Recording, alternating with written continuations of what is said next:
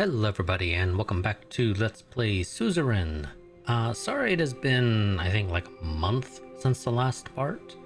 It's just because I've had issues finding the time to actually sit down and do recordings between trying to record Vicky 3, this, and then various other side projects and whatnot that I am doing. As well as, just being able to have the time to play games for myself. But yeah, let's go ahead and pick up where we left off. We have two major things. Okay, first one is just a report to read. Let's go ahead and read that first, and then we'll attend this funeral. So we'll read the report. Kasaro Kibnir demands emergency to be called. The leader of NFP, Kasara Kibnir, has demanded an emergency be called to address the increasing political violence in the country. He stated that without a declaration of emergency, Sordland would be destabilized and the integrity of the country would be damaged even further.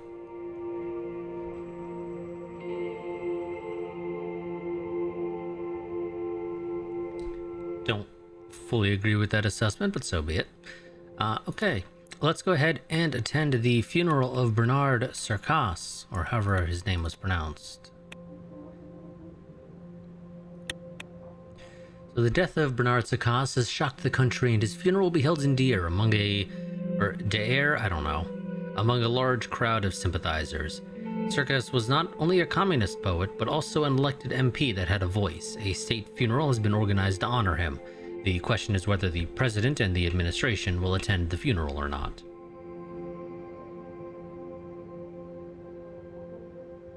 As I have mentioned, we shall be attending the funeral.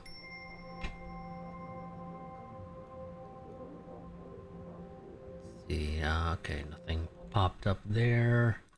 Give me one moment.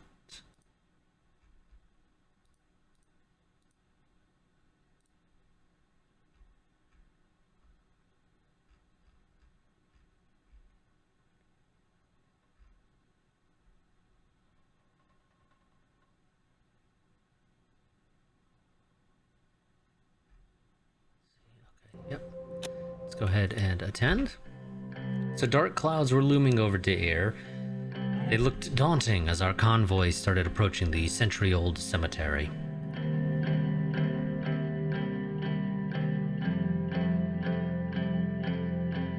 It looked like it was going to rain, certainly fitting weather for a funeral. As expected, Bernard Cercas's passing maintained its media traction, and all of Sordland was paying attention to the ceremony, especially to what I would say in my speech today. Sir, we have arrived. Raindrops were running down the car window when Sergei opened my door and held an umbrella over my head. As soon as I got out, flashes from the cameras blinded me.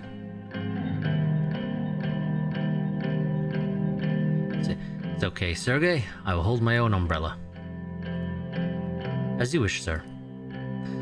He handed me the umbrella and started waiting next to the car with his own. Peter and Carl exited from their own cars in the convoy. They made their way over to me. Anton, Mr. President, I just wanted to inform you that the perimeter is clear and secured completely. There is no one getting in or out without our knowledge. Let's see. We don't want something similar happen again, do we? Absolutely not, Mr. President. The same mistake will never happen again. I personally made sure of that. Well, in that case, Carl, if it doesn't work, you know whose head's gonna roll, right? Good. If anything happens to Anton, you will have to answer to the First Lady. And trust me, Carl, you don't want that. Peter let out a laugh, which drew some attention from bereaved attendees.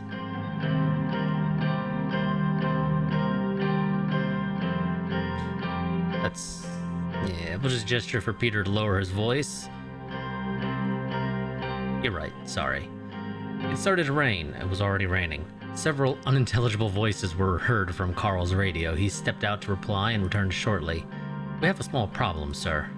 A few, 5 to be exact, Red Youth members are here to attend the funeral. They apparently said they wish to pay their respects to their fallen comrade. Should we let them in? Well, I suppose the obvious question is, well, do they pose a security threat? No, they were thoroughly searched. It looks like they really are here to attend the funeral. Let them in. As you command. Let's sit over. They're about to start. We walked towards the crowd circled around the grave. Everyone in attendance was wearing black and mourning. The rain started pouring heavily. Bernard's widow and daughter were in the front row, staring at the coffin with a mixture of disbelief, confusion, and above all, a cold, unforgiving sadness. Both of their eyes were very red and swollen from weeping. Before taking my place to observe the ceremony, I gave my condolences to Bernard's wife and his daughter, who looked at me. She reminded me of Diana.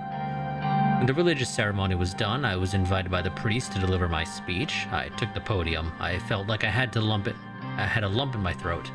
I couldn't get the daughter's eyes out of my head. Today we are mourning Bernard Sarkas, a father, a husband, and a loyal servant of this country.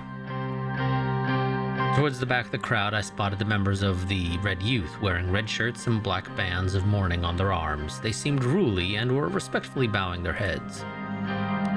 There was complete silence except for the sound of raindrops.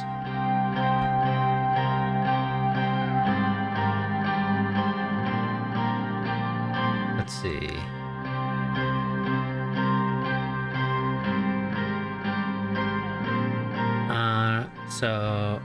If we were going for a right-wing run, this is probably the best option.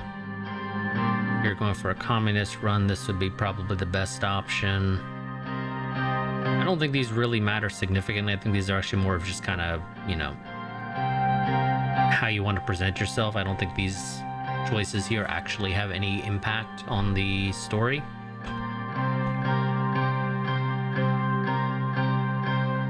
So I think we'll go with, we don't necessarily fully agree with his ideology, but this was a heinous act towards a good man, and we must end this cycle of violence.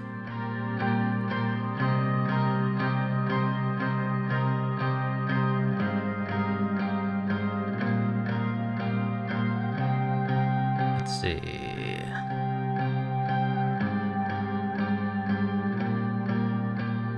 Make sure that unfortunate events such as this will never happen again. Sarkas had a dream of a unified Sordland. In these next months, we need to fulfill his dream and band together.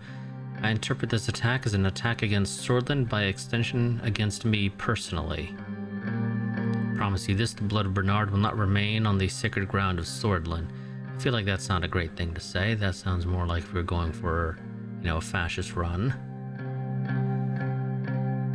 At least that's just how I'm interpreting it. This one, not too big on, because it's making it personal, when we don't really have much of a reason to do that. Sarkas had a dream of a unified Sordland. In these next months, we need to fulfill his dream and band together.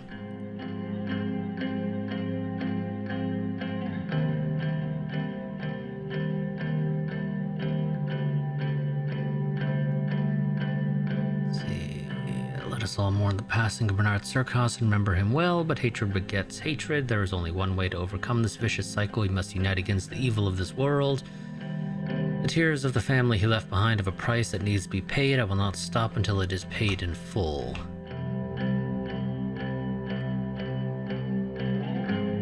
I feel like it's probably not the best thing to say necessarily, because depending on how you interpret it, this could come across as very aggressive. Let's see. Yeah, we'll just go with the let us all mourn the passing of Bernard Sarkas and remember him well. And yes, I would like to now recite one of the poems he left us. See, our only strength is the will to survive, knowing that we will perish, knowing nothing more absolute. We rise toward the sun. Those who died fighting. They are now buried in the sun. No need to mourn. There is a raid to the sun. They did not let us sing our songs. They are afraid of the dawn. They are afraid of hope, but our songs will be sung. Let's see. I'm not too big on any of these.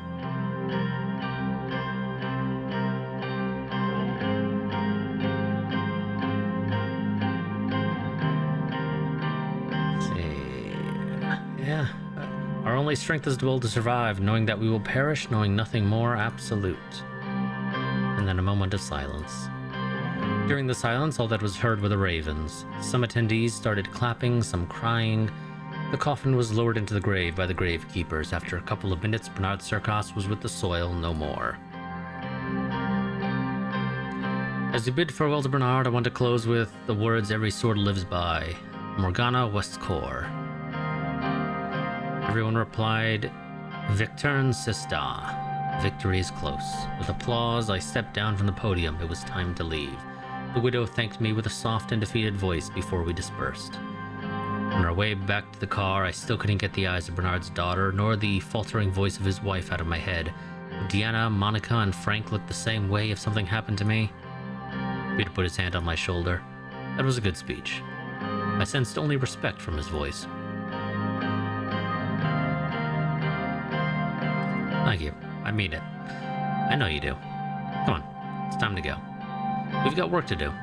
He was right. We had work to do. So much more to do. I realized that the rain had stopped and I looked up. The black clouds slowly dispersed and sunbeams enlightened our surroundings. As someone once said, even the darkest night will end and the sun will rise. Hope was still on the horizon.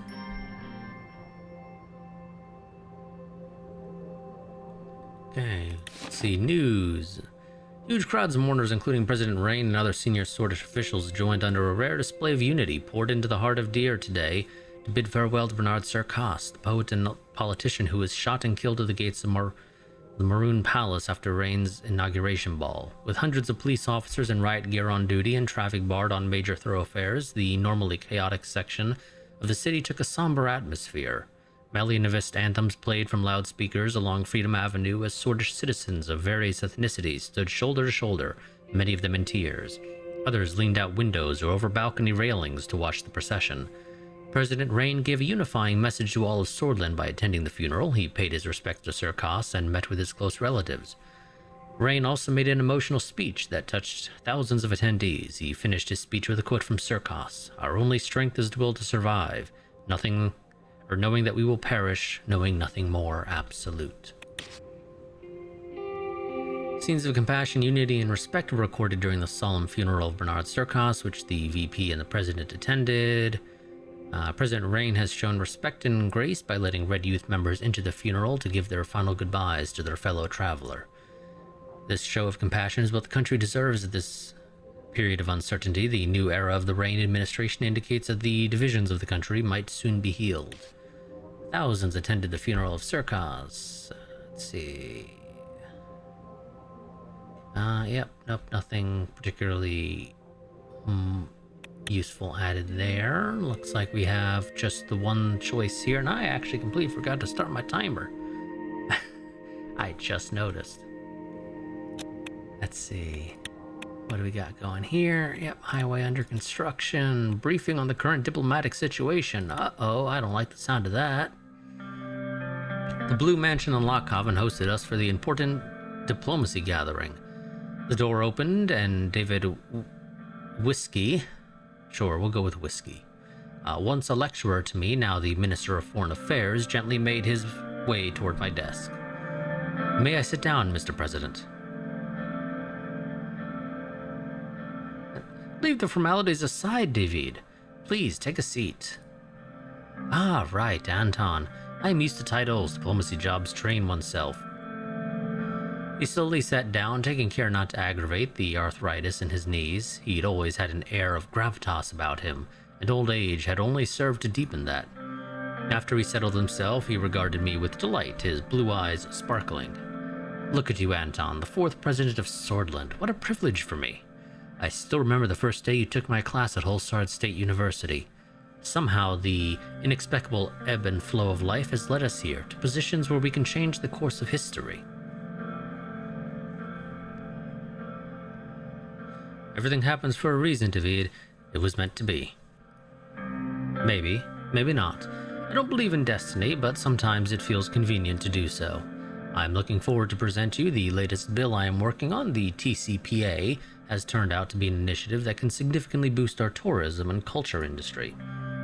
This untapped value would help us internationally to promote our position. I am convinced it can also help improve our economic condition after discussions with Minister Hole and Manger.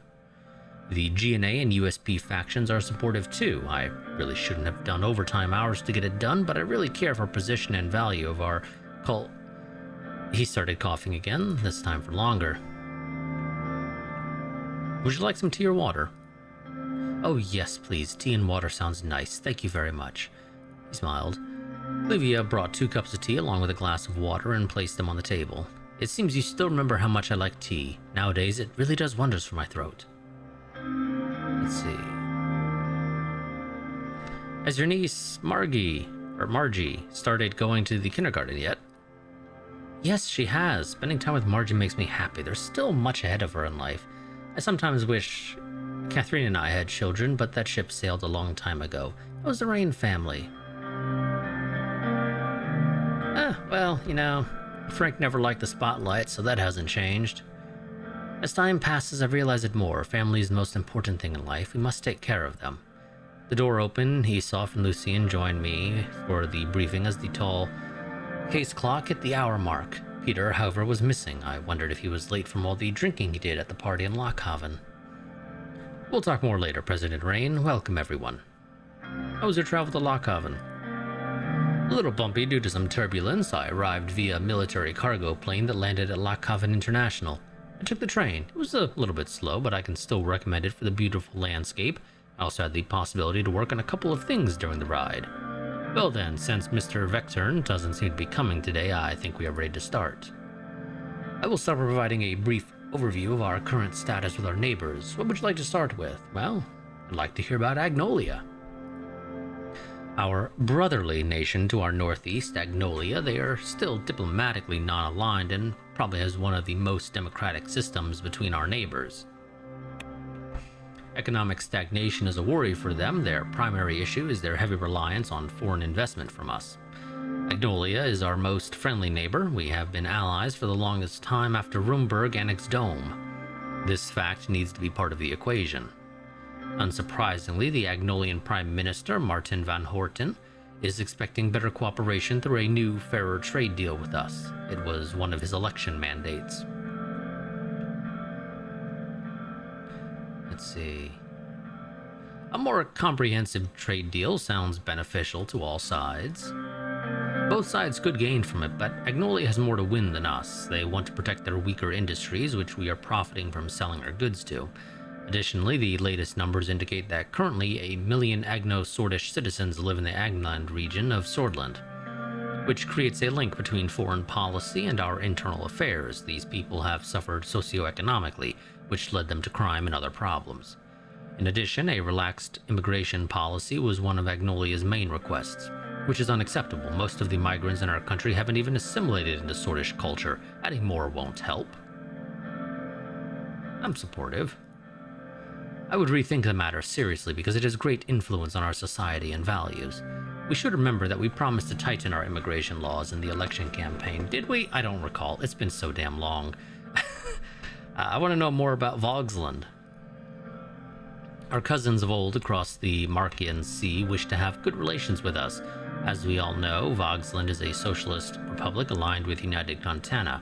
They are an important regional player. It's also the most significant sea power in almost all of Marcopa. It is the only country that can rival the superpowers with their navy. We had hostile relations with them after several wars in the 19th century, which we wouldn't want to experience again. Recently, the relationship has warmed up thanks to Emmerich Hegel. As a result, diplomatic talks can be conducted in the future. Who is he? Oh, he's the, let's see. Okay, he's the current chancellor of, Vogsland.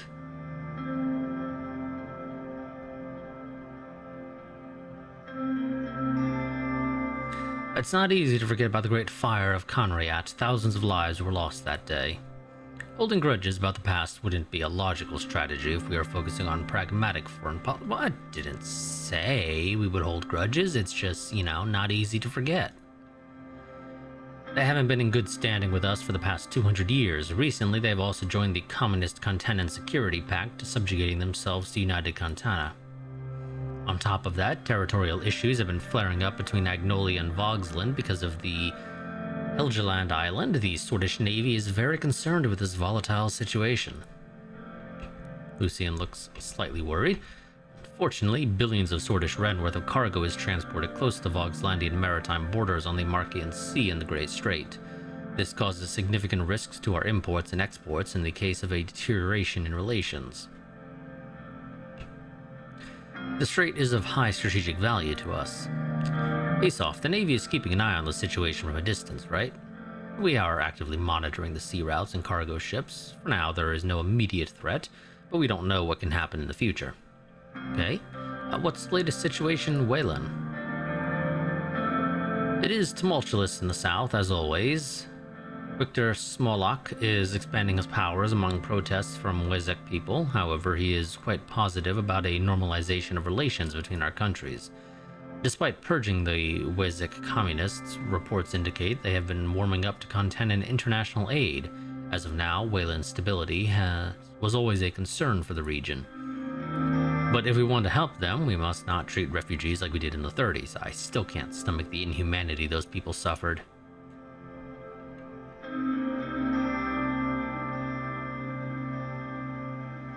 Let's see. There are pros and cons to a trade agreement with them. But they are also a very disorganized state, which is very much true.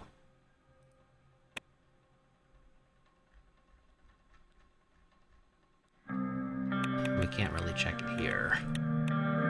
But yeah, they've got a host of issues. Why help such a disorganized state? Not sure about what we can do to help them. It does pose many risks, but we could ensure that we have more influence in the region by increasing our trade and border security. Our main goals should be to avoid a refugee crisis like the late 1920s. That civil war had major security and economic repercussions on Swordish soil. One of the demands of President Smolak was to tighten our immigration laws so the political refugees don't escape to Sordland. There has been a recent purge that pushed many British to flee to Bergia. It is definitely troubling. The Gumran outpost has regained its importance due to this. I'm sure you would remember that winter at the border outpost, Mr. President. He was right. I did remember that winter. I remember how cold it was when I let the refugees slip through. I was discharged of my duties as a result, but Major Aesop Lancia, no less, spending the rest of my service cleaning toilets and sleeping in a cell. In fact, there had been a similar refugee situation in the past. Even Mr. President himself chose to disobey direct orders from his commanding officer at the time. I did what was right. Soldiers do not decide what is right, soldiers do what they are told to do. He opened his mouth to continue, but David cut in. Our focus should be on the current matters. The British minority is very large inside Wayland too, which is a factor to consider. It is in our national interest to prevent the formation of a failed state on our western border. Wayland has been increasingly aligning itself towards the Communist Alliance, another point to analyze. Okay, let's move on. Two important neighboring countries remain, Lisbia and Rumburg. Let's start with Lisbia.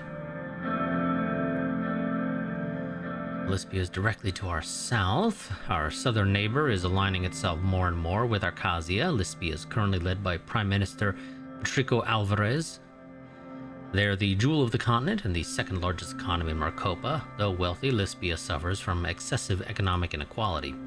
Our past relations have been great, but during the last decade, their investments to Sordland dwindled due to our instability. Let's see.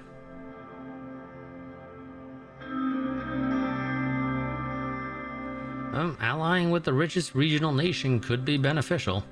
It could be, but it would also mean that we would draw closer to the Arcasia bloc and near the Arcasian Treaty Organization. I am certain that the recession has a lot to do with their retraction of investments.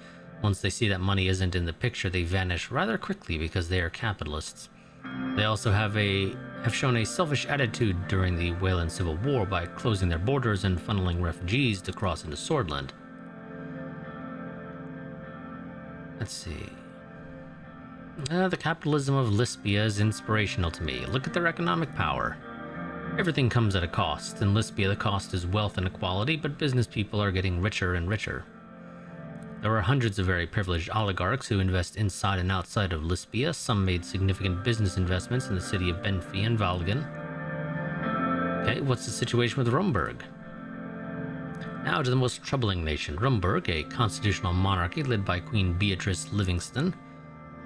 I highly advise caution and calculated action against Rumburg. Our military must be prepared. The threat is real.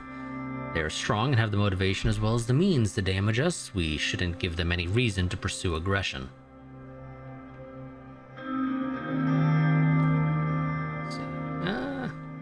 We must prevent them from interfering in our affairs.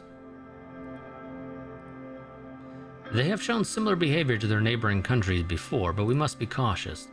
While Thornburg openly denies such claims, their past and current actions make it clear that they want to destabilize us. Their weapons caches found by our intelligence agency clearly shows what their goals are. Our military must be steadfast and our diplomacy valiant. Oh, the Rumburg threat is one of our top priorities. You can be assured of that. We are always in dialogue with our Rumburg ambassador to make sure a channel is open to solve disputes. We could use their aggressive attitude against them by convincing the international community. Lucien grabbed the Lockhaven Times newspaper and put his finger on the article about the latest diplomatic incident. Their abrupt announcement about the closure of the Rumburg consulate in Lockhaven is yet another step in their escalation. This covers the overview of the current situation. We will move on to our trade choice in response to Rumburg's diplomatic escalation. The sun began to set over the hills surrounding Lockhaven in time where the team was ready to give advice on the new trade initiative and the response to the latest diplomatic incident with Rumburg. Peter arrived late. He looked a little rougher than usual. It must have been the drinking from last night. Hey there, folks. Excuse my delay. I'm sure I didn't miss anything we didn't already know. You were still supposed to be part of this meeting an hour ago. Really, only an hour? Damn. Punctuality is important. We're talking about serious subjects here. They have a point, Peter. We should have discipline in the cabinet. Excuse me, it won't happen again. Lucien and Isoff looked at Peter before David moved away from the subject. The vice president will be part of the trade delegation, so it will be great to have his input on that subject as well as on the Rumburg incident. Rumburg Council Sir Bran Harrington announced the closure of the 120-year-old consulate. Now their diplomatic staff is leaving this city to go back to Thornburg. He blamed the lack of security in Sordland due to the assassination and the subsequent protests, but it is obvious that they are making excuses. Bastards. First they close their consulate and then they blame our security? Their concerns could be genuine, but this reaction is unnecessary. Agreed. Other diplomatic missions have worked with our security units to increase the protection of staff and buildings. The neglect of President Alfonso and the chaos of the elections delayed our diplomatic efforts. Now there are only 2 Rumburg diplomatic missions left in Sordland. One is the consulate in Deer, and the other is the embassy in Hallsword.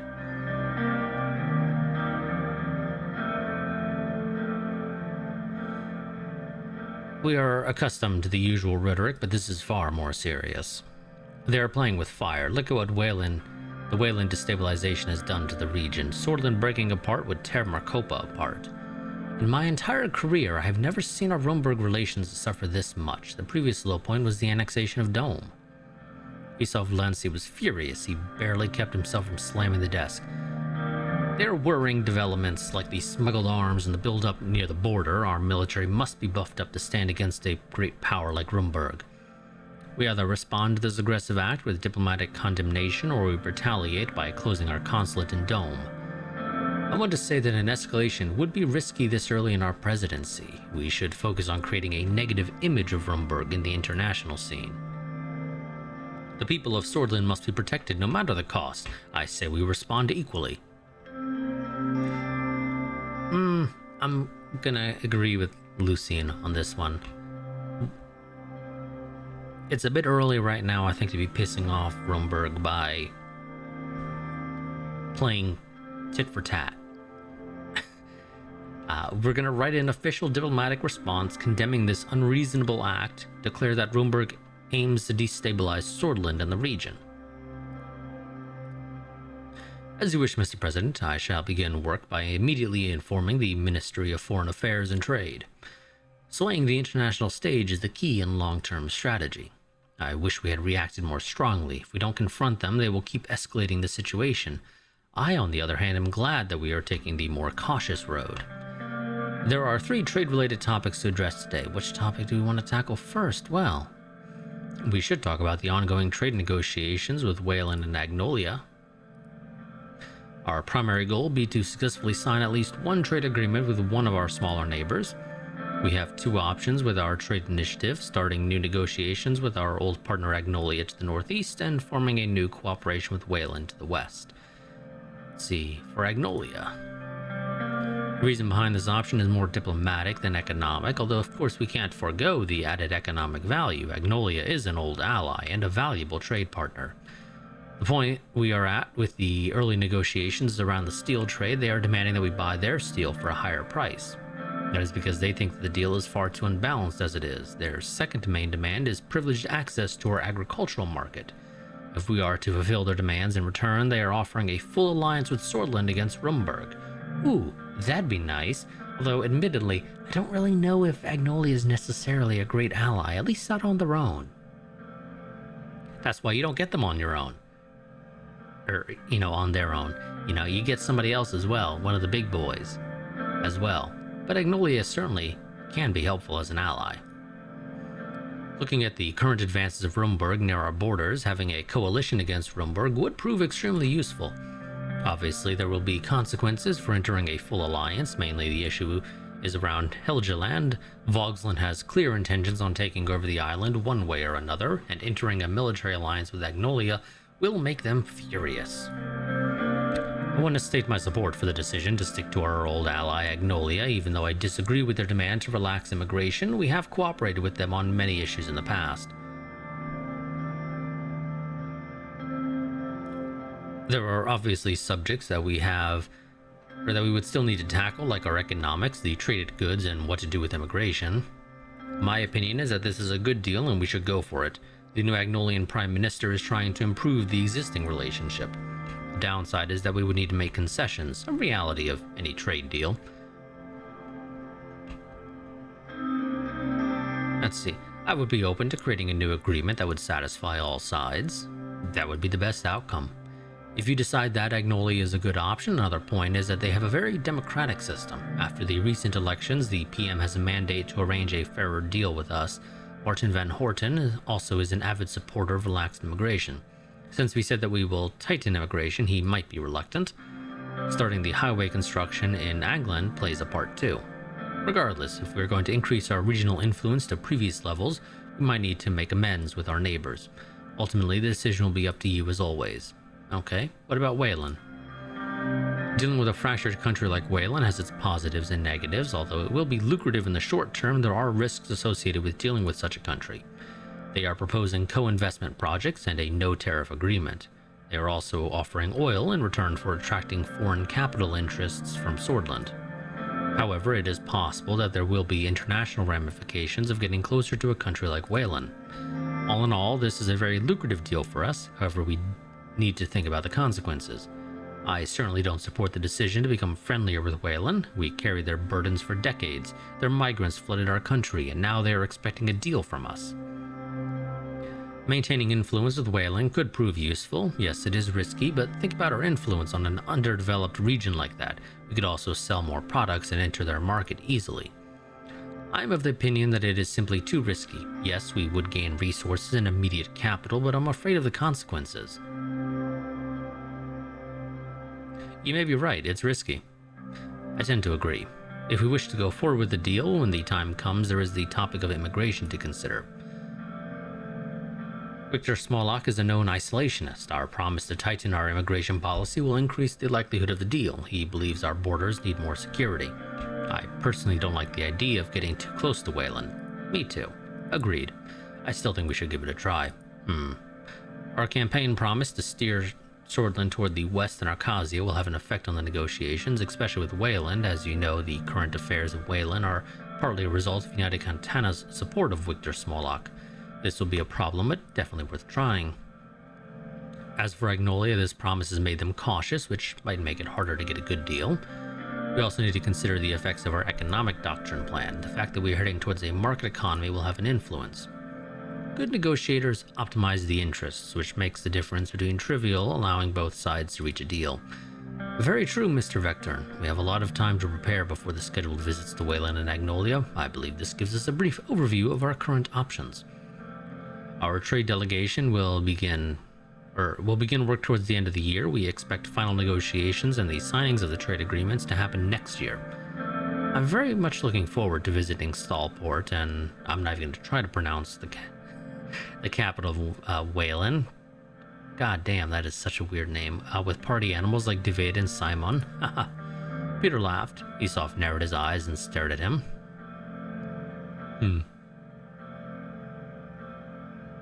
I'd like to know more about Rhesia. The nation south of Lispia is a centralized constitutional monarchy led by King Romos Tauras, the grandson of Queen Liza Tauras the Great and son of King Valero Tauras the Frail. The kingdom is a developed nation that wielded considerable influence in southern Marcopa. Before the reign of Valero, the country has lost some territory due to internal strife.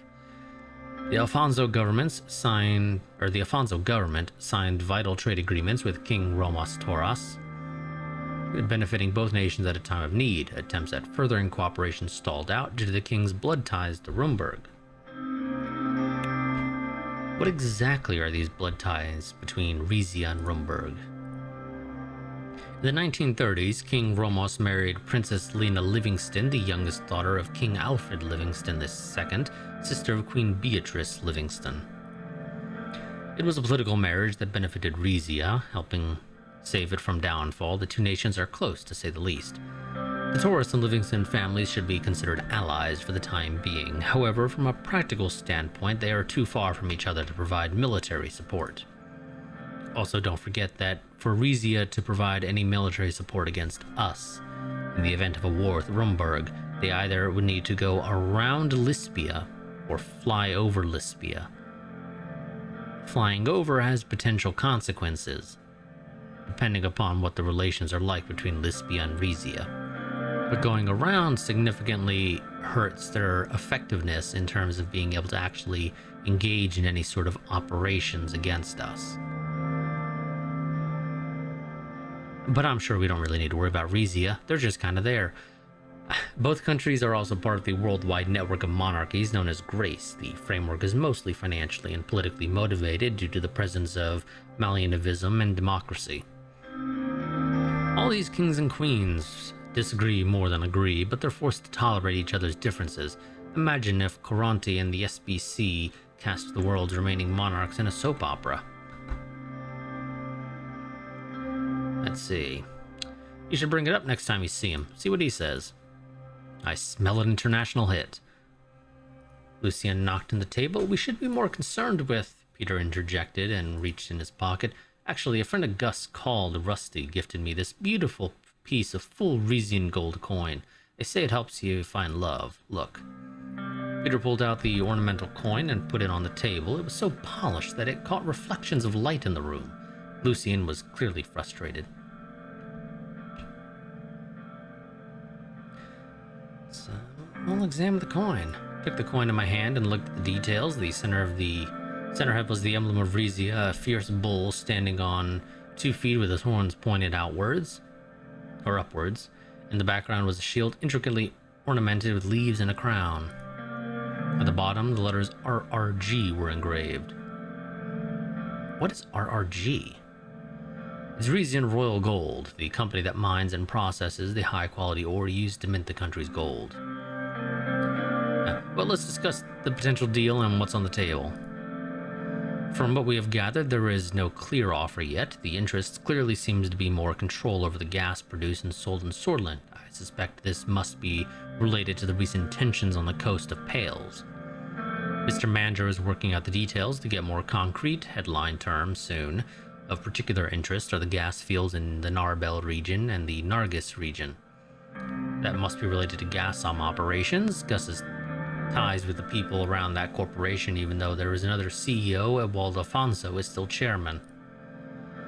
Gazprom was a private corporation, a fact that limits our control over any foreign investment. Tarkin Sol's Energy Protection Act of 1933 specifically limits the purchases of Swordish energy company shares by foreign nations to 10%. Wald Afonso adjusted this law in 1948 and increased it up to 20%. Anything above that requires us to change the Energy Protection Act. Wald holds most of Gazprom's cards in his hands still.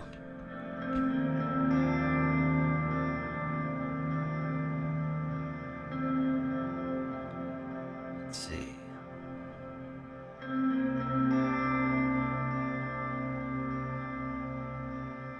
Gazprom is private, but it still sells most of the gas it produces to Sordland, right? I think so, yes. Lucian knows more than me. Up to 70% goes to Sordland. This used to be higher, but international demand has seen Gazprom diversify its deliveries outward. Rumburg and Lisby are increasing their demand each year. They have hungry industries waiting to be filled. Fueling the Rumburg war machine is indisputably wrong. Lucian pulled out a pen and took a few notes. David coughed a bit and then continued talking.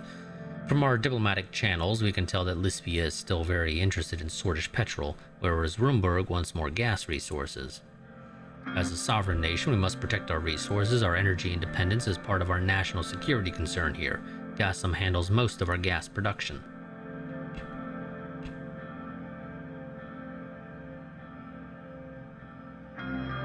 Let's see. We should protect our energy independence, but we don't know the offer's specifics yet. I agree, but Gazprom is a private corporation. Even though it mostly supplies the government, we have little control over it. If Rizi wants to buy more than 20% of shares allowed by the protectionism laws, then the government can step in to make changes to the EPA. Precisely, but we don't know if this will be the case. There is a scenario in which they might invest within the EPA limitations. We just have to hear more before weighing the options. They never revealed much about their involvement to me, but I always had the feeling that Afonso's crew was more linked to Gazprom than they seemed. I have information that the CEO that replaced Afonso is a loyalist. Afonso still is the chairman of Gazprom and the de facto key figure. Additionally, National Business Council Chairman Mikhail Avin and Minister Gus Manger have shares in the company and preside over the board.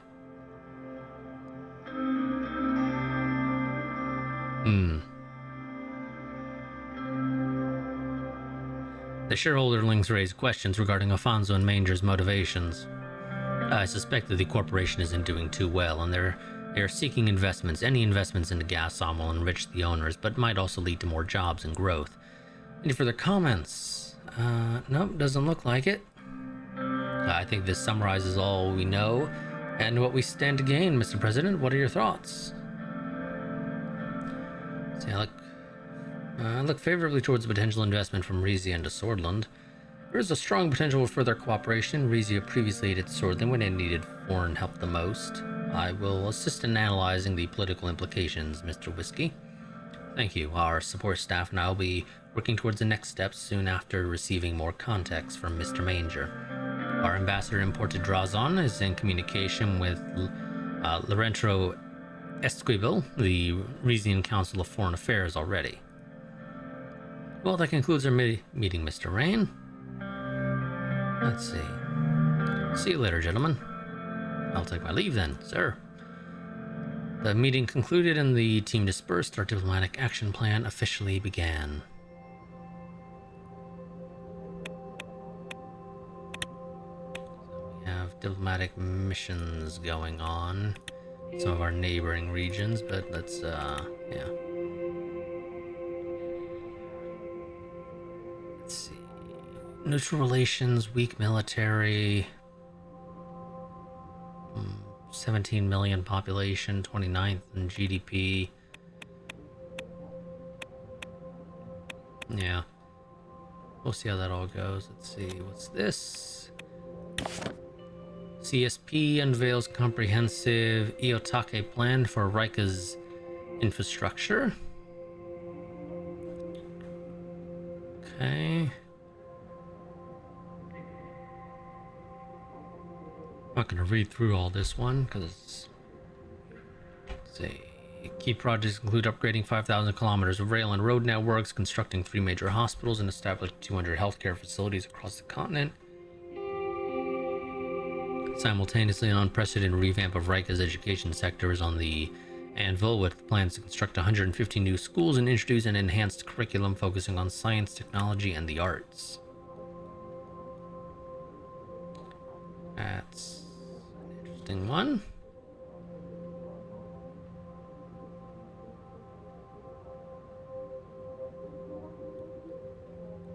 Okay, go back to our national map. The Communist Party of Sordland and the Labor Union of Sordland have set up a picket line in the city. The two organizations, after recently moving to the Gaslam HQ in the city, are actively expressing their discontent. The situation is attracting attention, with the impact on the city's daily functioning yet to be determined. The response of the local administration to this development is being keenly observed. Okay, let's see. Young swords member claimed links to the government. Claimed that his connections to the local government. We've been investigating the truth of his claims, but we are not able to find any further leads for now. Okay, the investigation about this case will be continuing.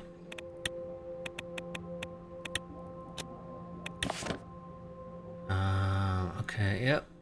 Communist Party of Sordland and Labor Union of Sordland also protesting in Estord rather.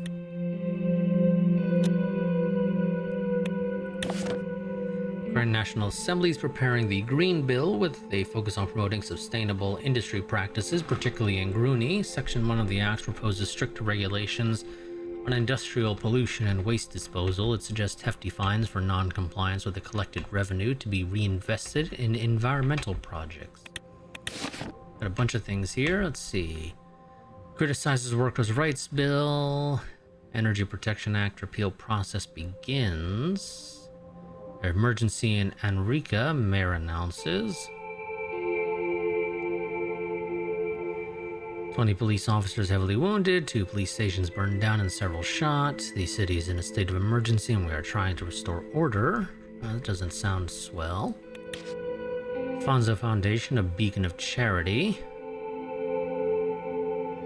Okay. Calling for an open market, repealing the EPA.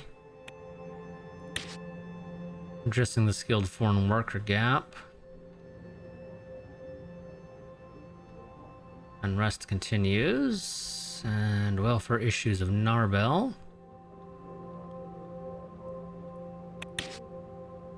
We need democracy. Okay, that doesn't really add a whole lot. Energy tensions escalate in Rizia. Sordland condemns closure.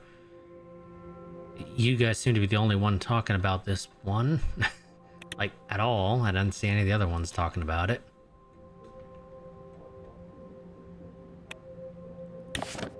The repeal proposal for the Energy Protection Act in 1932. The proposal to repeal or modify this law has been a topic of debate in the Assembly, with proponents arguing for an open market approach. Okay.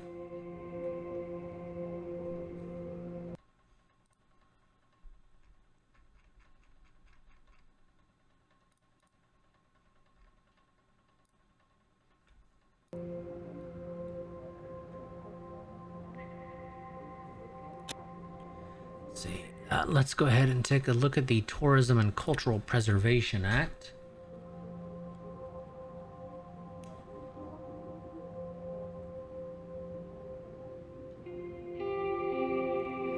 So the Sordland Tourism and Cultural Preservation Act aims to amplify the cultural allure and tourism viability of Boren, Ribri, Lochhaven, Anrica, and Benfey. The Grand National Assembly is calling a collective push to establish Sordland as a global tourist destination and reduce the effects of the recession. Section 1 focuses on the cultural elevation of the cities, identifying local food, drink, music, dance, architecture, and historical sites as unique selling propositions. This cultivation of cultural tourism is positioned as a catalyst for economic invigoration. Section 2 underscores the restoration and preservation of key landmarks on Lochhaven and Rica. Concurrently, it proposes a comprehensive renovation of tourist infrastructure in Benfey to enrich the visitor experience and generate steady income for local communities. Section 2, subsection 1 further commits to the safeguarding and development of the caves of Antera and Ribri and the vineyards of Boren, recognizing their potential as tourism growth drivers. So if we sign this, we lose 1 government budget. We gain 1 economic development in Gruni, plus 1 opinion for the capitalists, solists, and just general public opinion. If we do not sign it, the capitalists get a little bit upset with us, and public opinion also goes down by 1. In many ways, there's really not a good reason to veto this one necessarily. You know, unless you just really want to save your budget for something else, there's not really a good reason to veto this one at the end of the day. It costs a little bit of government budget, but it increases the economic development of one of our locations by a little bit. And also, again, it just boosts opinion as well, which is certainly helpful. So we're going to go ahead and sign this. Okay, so Tourism and Cultural Preservation Act signed, and a move set to transform Sordland into a premier global tourist destination. President Anton Rain signed the Sordland Tourism and Cultural Preservation Act. This act aims to enrich cultural allure and tourism viability across Boren, Ribri, Lochhaven, and Riga and Benfey. The focus is on cultural evaluation, preservation of key landmarks, and a commitment to enriching the visitor experience. The signature marks a significant milestone in Sordland's tourism journey as the nation harnesses its cultural wealth to tackle the recession. And then TCPA signed by Rain, a step towards progress. Country takes a significant stride towards progress. The act amplifies the cultural allure of Sordland and aims to position it as a global tourist destination. As the tourism industry prepares to flourish, this progressive legislation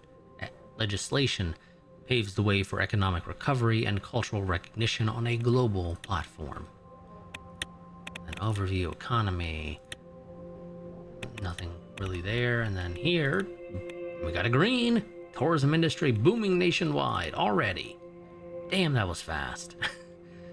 I'm going to go ahead and end this part here. I will see you all next time, because I don't want to start this briefing, because it's definitely going to run longer if I start it now. And I don't want to stop the part in the middle of it.